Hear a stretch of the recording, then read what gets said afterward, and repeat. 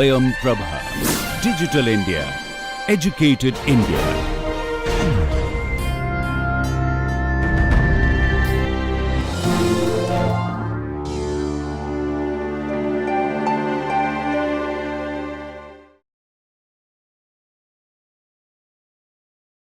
Okay, so how do I solve the logical XOR problem? We know, I think we had seen earlier that it is not possible to solve the logical XOR problem using a perceptron. It is not linearly separable because the values are here and here, right. So, we need to be able to figure out a way to solve the problems where the boundaries cannot be a straight line and you cannot separate the class by just a straight line. So, what is the way forward? So, in this case you add one more neuron. Okay, now it becomes a hidden layer. We have the input layer, we have a hidden layer and we have an output layer. Okay. So, in this case again there is only one, even though it is a binary class in the XOR, the single perceptron cannot solve it. So, we try to add one more neuron and see whether it is possible to solve this. Okay. So, let us use this one. Let me clear all this.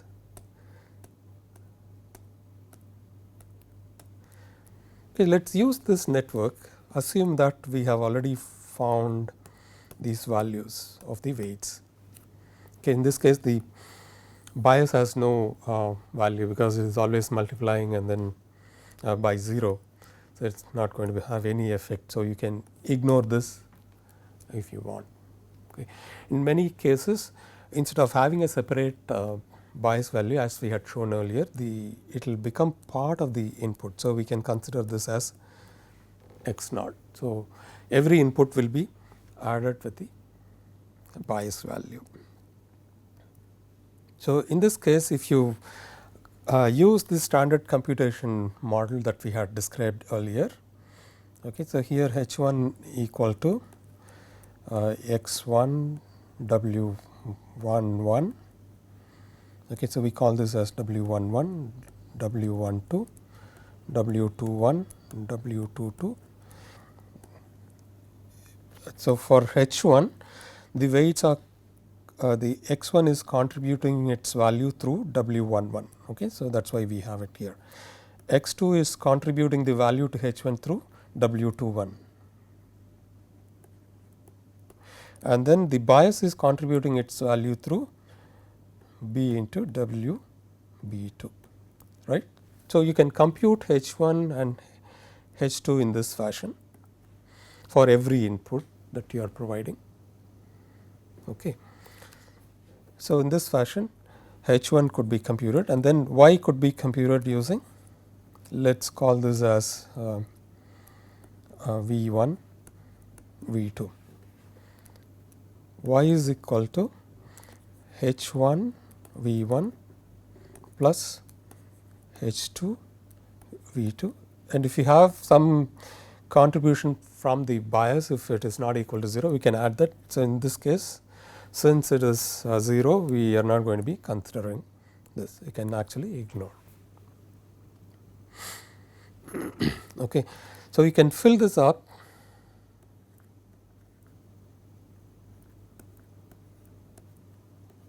So, our output would be like this, right. So, when you compute the values of this, you will see that the H 1 is translated into this form. Okay. So, H 1 and H 2 if you notice are the representatives of the input parameters, and then notice that in this case there is an input space and there is a hidden space,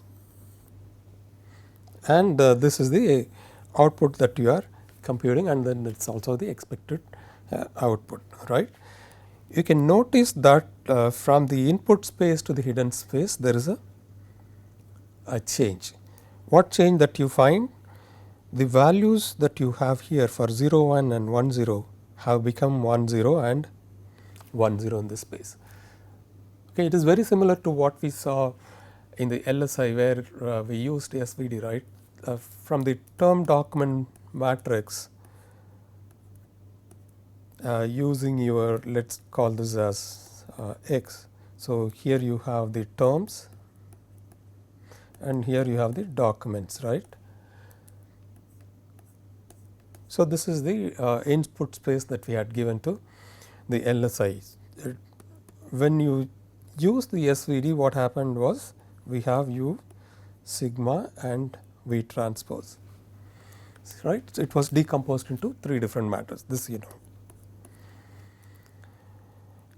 If you look at U, the number of rows in U is very same as what you had in the original matrix X,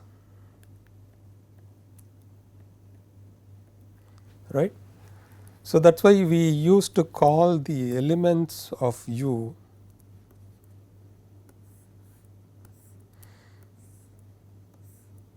which are representatives of our terms, and then we can either truncate the U based on your sigma size, right, the rank of that, or you can leave this.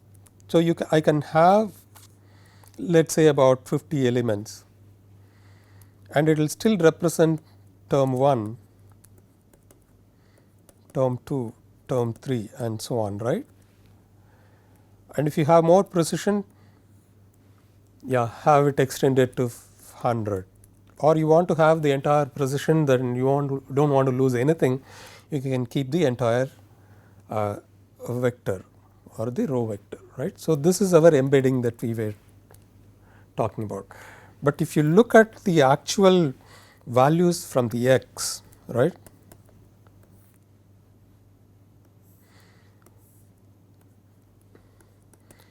T1 used to represent the term frequency or TF-IDF values and so on for individual documents. Now, in this case the T1 is translated into a different space altogether and no longer represents only the terms in documents,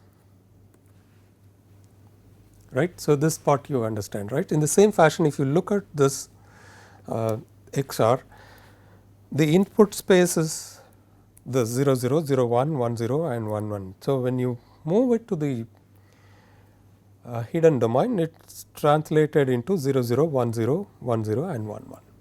So, it is now has shrunk the space, right, and then those values that output 1 has been shrunk into one piece. Okay, you see what is happening here, right. So, what happens if I increase this to 1 more? So, how will this look like, right. So, try to increase the count of the hidden neuron by 1 and then see what happens to this table.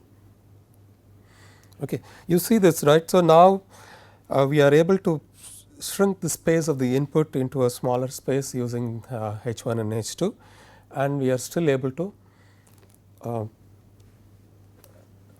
create a boundary in the space of hidden layer. So, there is a input space that you can talk about. Let me erase some of this to show you that part.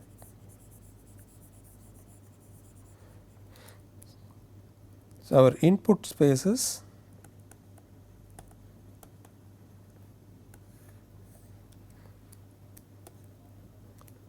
x1, x2, we have 1 here, and then this is our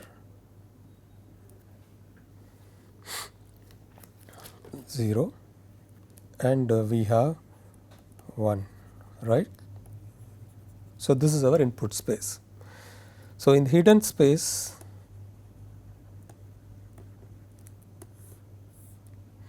we have H1, H2,